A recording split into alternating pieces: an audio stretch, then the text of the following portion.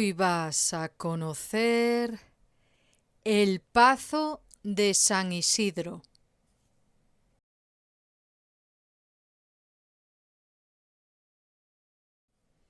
El Pazo de San Isidro está ubicado en el impresionante entorno natural de las colinas de Mondoñedo, con unas vistas impresionantes del valle y siendo un símbolo de la Galicia más profunda y monumental. Así, se declaró Bien de Interés Cultural en 2017 y también tuvo un premio de la web TripAdvisor. Aquí, la belleza de la arquitectura gallega se entrelaza con un ambiente lleno de leyendas y esoterismo.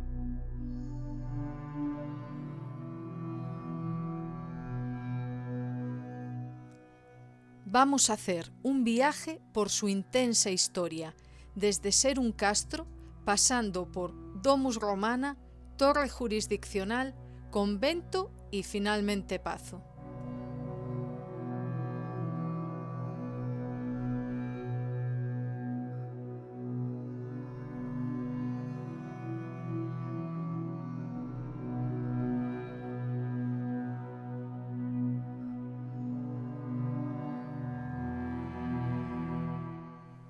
En esta pila veis el águila bicéfala de Carlos V, de los Austrias, porque venía gente de la Casa Real.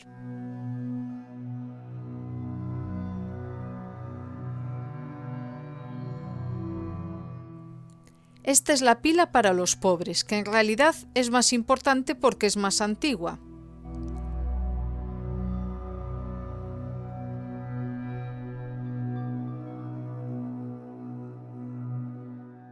Los muebles son del siglo XVIII, pero el reclinatorio de la derecha es del siglo XIII. Vemos una cómoda y otro mueble para guardar los misales y los manteles de la misa, típicamente gallego, de muy buena madera para aguantar la humedad.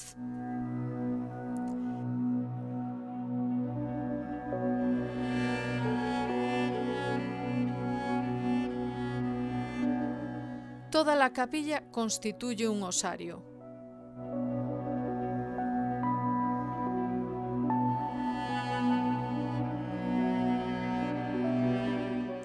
Aquí tenemos una primera referencia satánica, y es que se dice que aquí se llevaban a cabo ritos satánicos.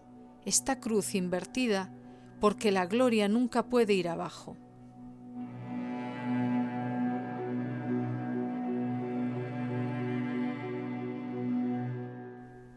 Iconos de la religión ortodoxa.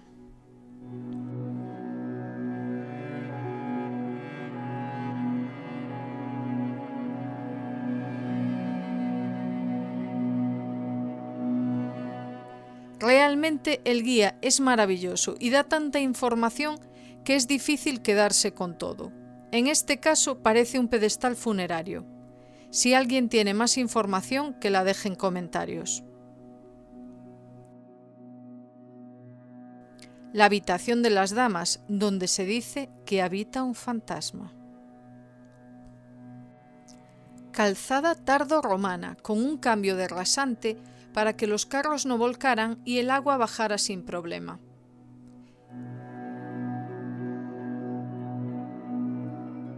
Este muro está hecho de cachotería, es decir, con piedras entrabadas entre sí, sin arena ni argamasa, porque ésta, con la humedad que hay en Galicia, se hincharía y tiraría el muro.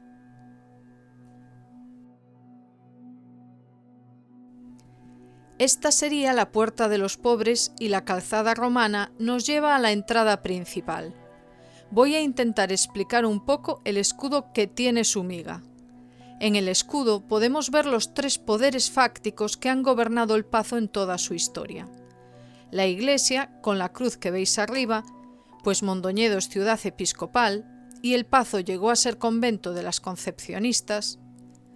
El yelmo, que está mirando a la derecha, significa que la familia Miranda no tenía bastardos.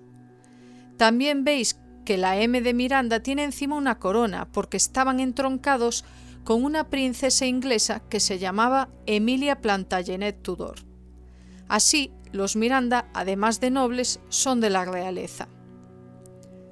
Las Miranda, que no andaban bien de dinero, buscaron una alianza con la familia Bahamonde, que tenían patente de corso, es decir, piratas, y con mucho dinero.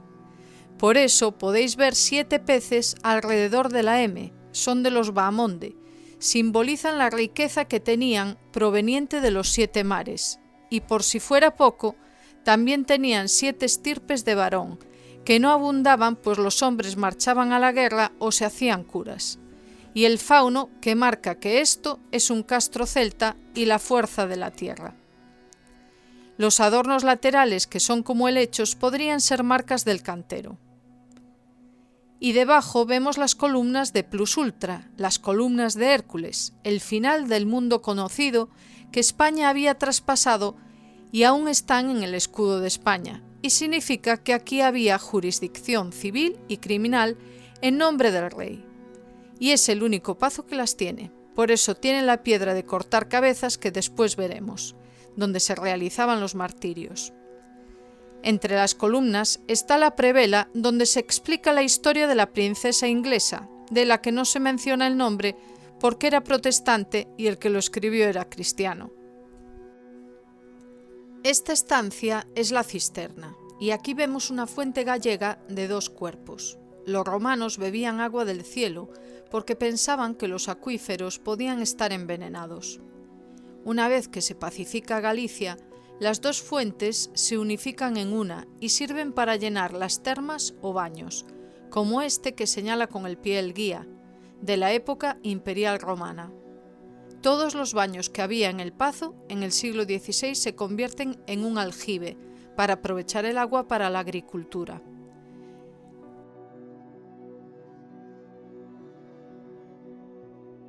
Esta otra estancia era la entrada del convento, y aquí están enterrados los que murieron durante la peste de 1790, unos 46 esqueletos.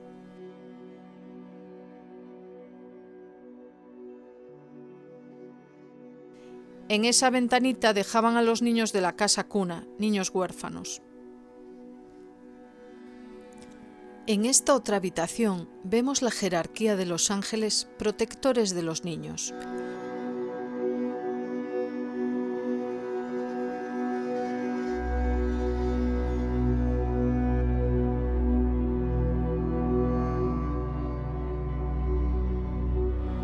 Copias de cuadros de la condesa María Doménica de Miranda a la derecha, su marido a la izquierda, el juez Pedrosa, famoso por ser un duro juez que condenó a María Pineda. De hecho, sostiene su acta de ejecución en una mano y en la otra el crucifijo hacia abajo, que significa que lo hizo por el demonio. Abajo otra mujer condenada. Muebles de la época de Napoleón I, llamados musiqueros, para guardar partituras y encima porcelana de la Casa Real a la agüita. Este otro es un despacho de caoba que fue de un almirante de Ferrol, que se casó con una condesa inglesa, con sus tacitas de porcelana de Londres.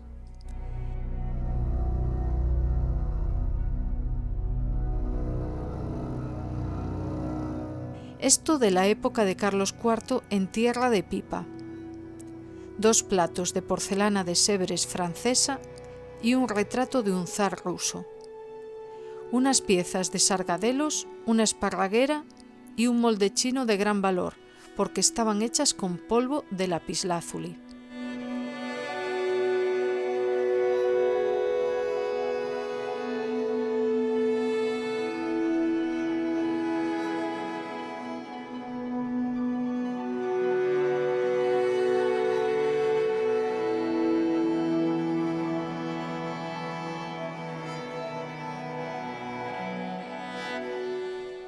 Esta era la cocina de los sirvientes y mantiene todo lo típico de una cocina del siglo XVI.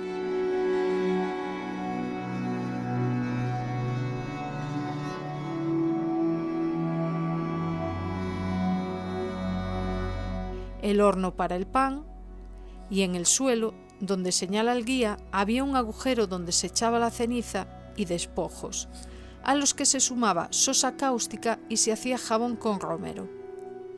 y aquí lavaban la ropa con orina de vaca, por el amoníaco, ¿no? Era la forma de desinfectar en aquella época.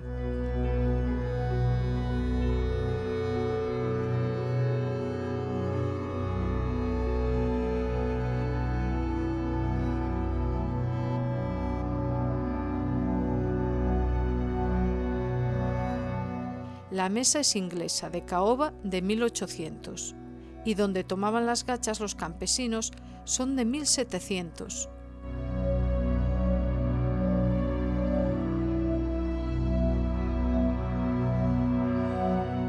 El fregadero se hizo en el siglo XVI a partir de una piedra romana.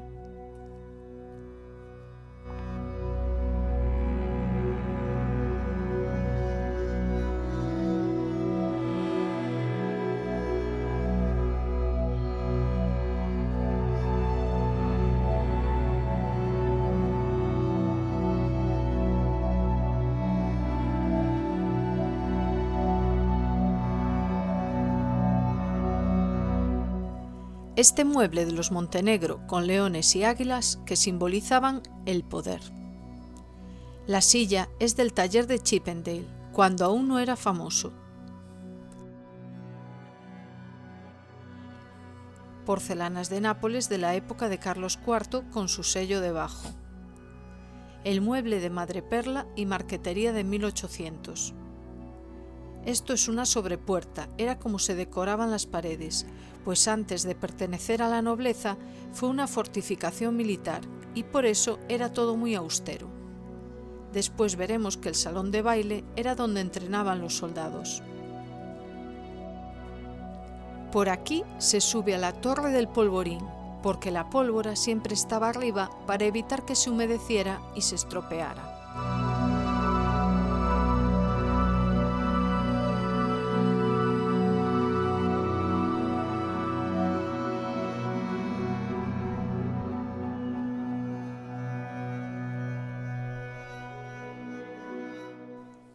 Este es un altar satánico. Tiene el secreto de la pirámide, que para los católicos son los 3 clavos de Cristo o la Santísima Trinidad. En el centro está la cara de Astarot, un demonio al que se invocaba con un ritual de sangre.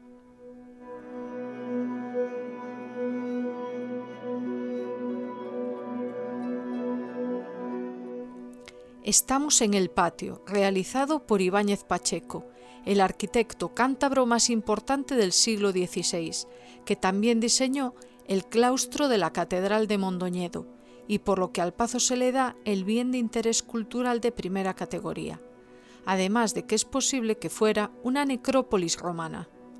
Es el único patio de estilo castellano de la Mariña lucense, con sus columnas de madera no muy acertado dada la humedad de Galicia y 2 hórreos aéreos con columnas romanas. Aquí tenemos la piedra de cortar cabezas. ¿Qué pasó?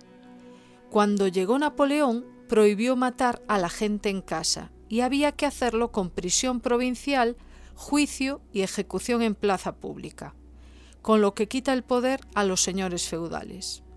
Los nobles no estaban de acuerdo y la Iglesia intermedia. Como los franceses son católicos, construyen encima un cruceiro y ya no les hacen quitar la piedra de sangre. Encima de la piedra pusieron un miliario romano y sobre este una columna del siglo XV.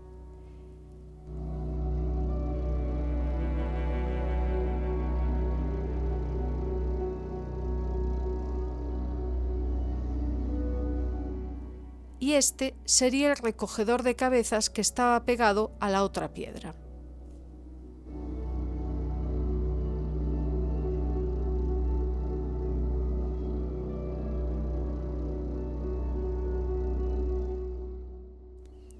Ahí vemos un olivo, testimonio de que aquí hubo una orden religiosa, porque en realidad los reyes católicos habían prohibido los olivos en Galicia, porque estos daban mucha renta y no querían que la nobleza tuviera dinero. Por eso sabemos que está vinculado a la orden religiosa. ¿Por qué es tan pequeño si las monjas se fueron en el siglo XVII? porque este debe ser un hijo si nos fijamos en el cepellón. Esta es la sala calefactoria, donde estaban los nobles.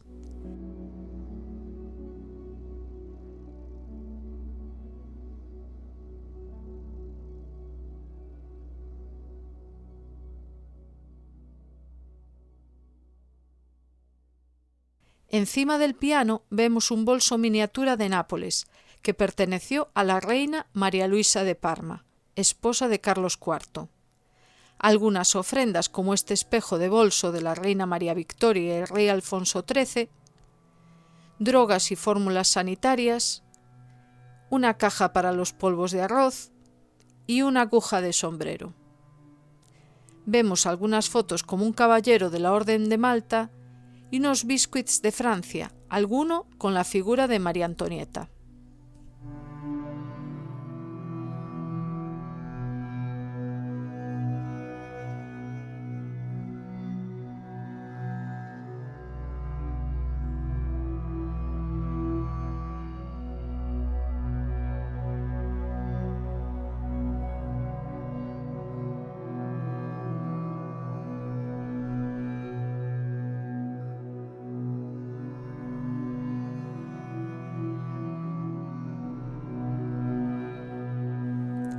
Holandeses de la Compañía de las Indias Holandesas.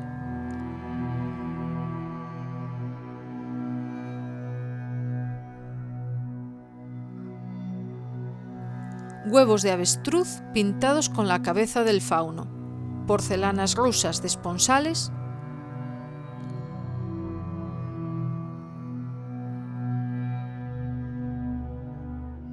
una jamuga de la época de Felipe II, una luminaria, un retrato del rey Alfonso XIII el día de su boda en 1906.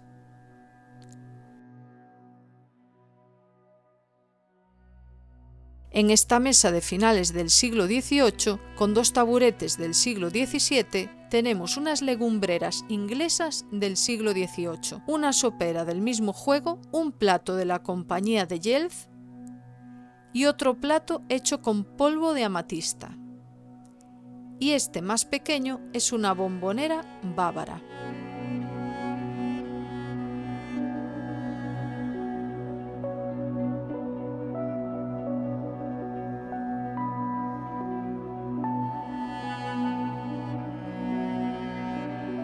Ahora vemos un arcón del siglo XVI de los Montenegro, donde se guardaba la vajilla de plata del virrey.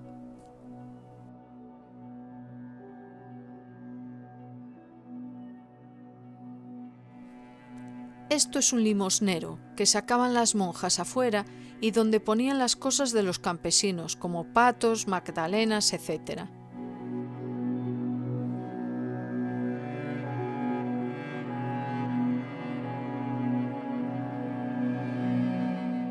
Y esto es un retablo que parece de muchos estilos mezclados, pero es barroco tardío.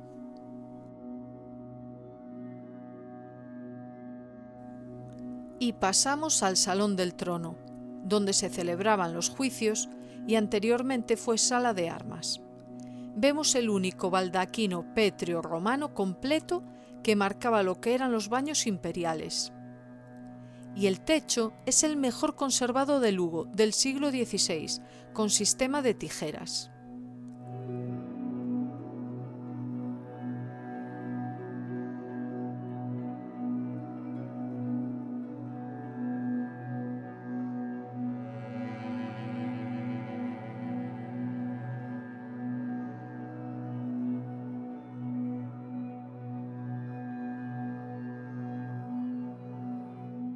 Bancos del siglo XVI, un escritorio de diligencia,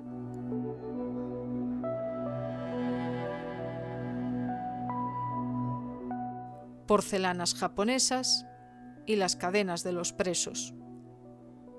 Una pecera de la dinastía Qing.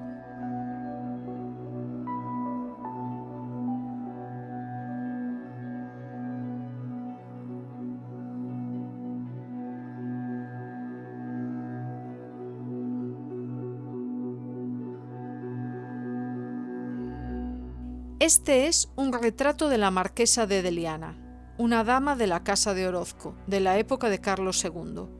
El retrato de un cadáver, pues el marqués no quería enterrarla. Debajo hay una cruz manierista gallega.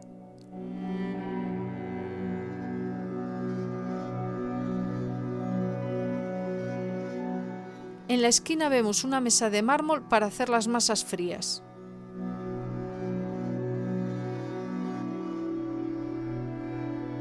Enfrente, un arcón del siglo XVIII con piezas de porcelana francesa y de la Cartuja, esta última para la duquesa de Montpensier.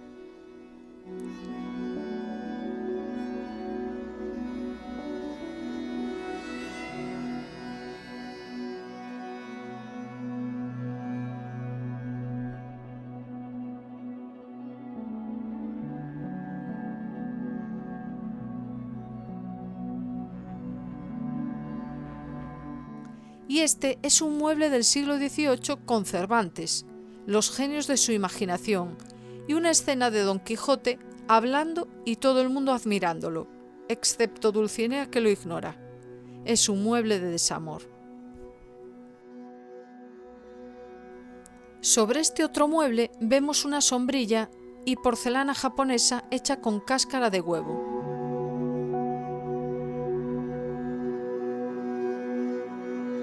Perdón porque me distraigo con las vistazas de Mondoñedo.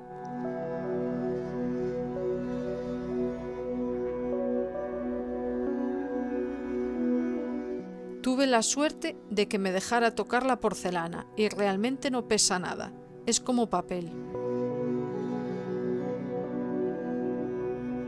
Los muebles antiguos solían tener algún mecanismo, pero en esta vitrina es más simple.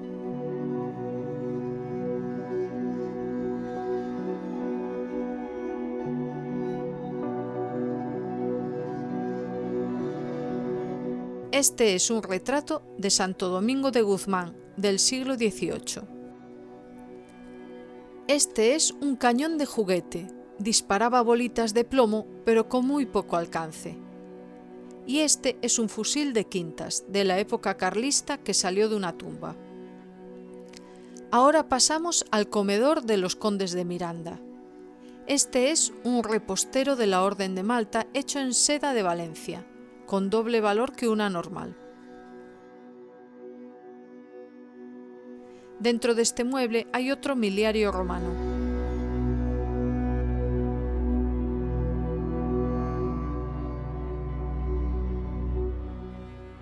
Esta silla es un descalzador de botas de Primo de Rivera. Y detrás restos de la Domus Romana y un cuadro de marquetería de Limoncillo del puerto de Marsella, que se lo regaló el alcalde de esa ciudad al primer marqués de Almunia.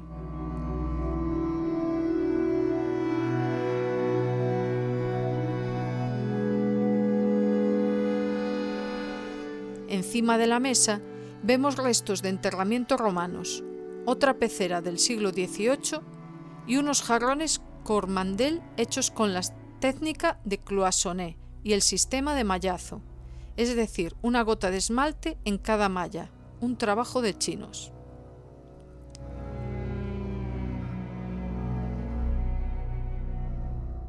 En esta vitrina vemos unos cubiertos gótico-mudéjares para merendar. Estos son de los sirvientes hechos con asta de jabalí y un cuchillo con el torques celta abajo, símbolo de la divinidad.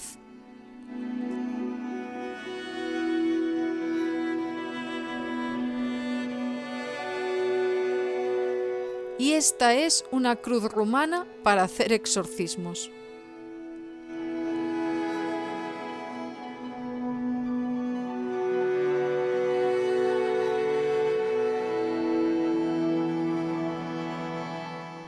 Esta botella la usaban para la absenta.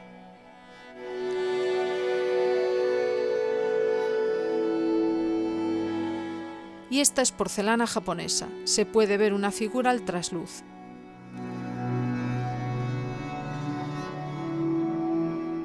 En esta otra mesa tenemos restos de la vajilla del Pazo, porcelana francesa, este otro de la Real Fábrica de Segovia, una pieza para violetas imperiales para el tercero en la mesa, tacitas de oro,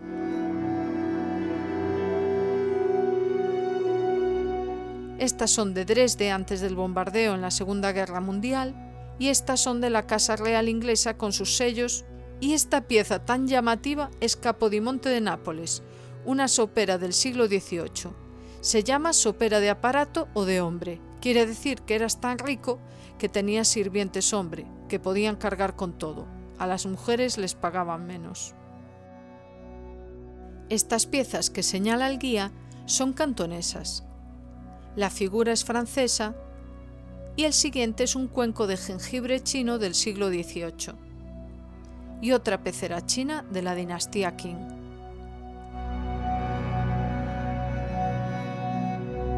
Estos son sillones masónicos con pata de oca en cuero.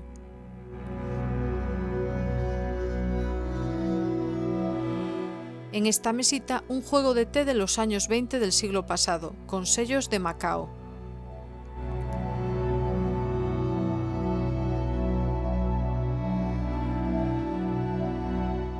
Este mueble es lo que llevaban los oficiales a la guerra para afeitarse. Esto perteneció a Lady Úrsula, porque alguien de la familia se casó con una inglesa y mandó disecar a su perro y enmarcarlo. Las alfombras son de la Real Fábrica de Tapices.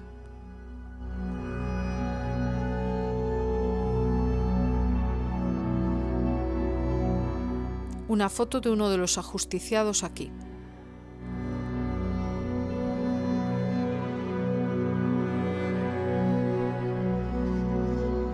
Y pasamos a la sala de estar de María Doménica de Miranda.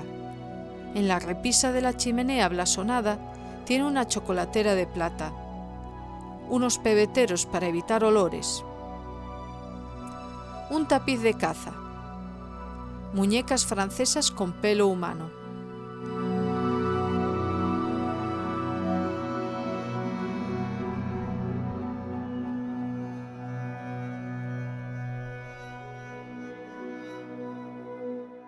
Un perchero de kimonos para las geishas y los zapatitos de madera iban abajo.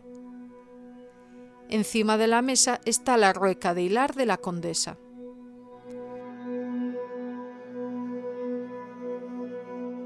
Y este es un arcón de viaje del siglo XVIII con tapizado de seda.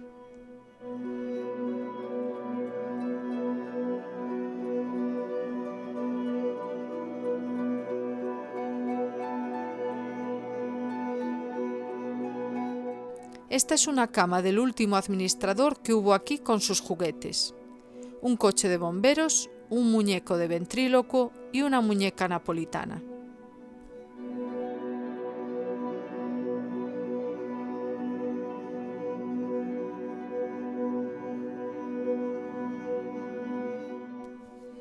Os recomiendo encarecidamente la visita a este pazo. Dura en torno a 1 hora y es fascinante, entretenida e instructiva. Las explicaciones del guía os encantarán. Os dejo el teléfono para reservar visita en la descripción del vídeo. En cuanto al precio de la visita, siendo honesta se me ha olvidado, pero está creo que en torno a 15 euros. Pero bien los vale. En el exterior vemos un lavadero y su surtidor.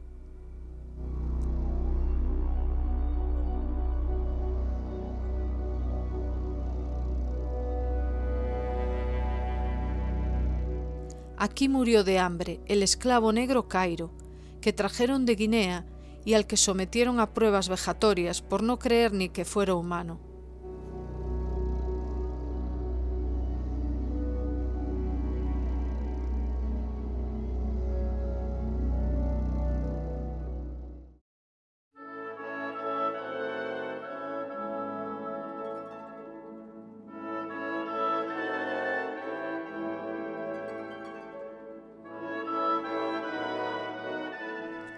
Y hasta aquí este asombroso viaje a un pasado fascinante en el Pazo de San Isidro en Mondoñedo. Espero que os haya encantado.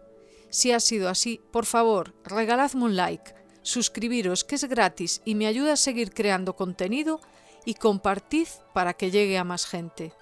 Muchísimas gracias y hasta la próxima.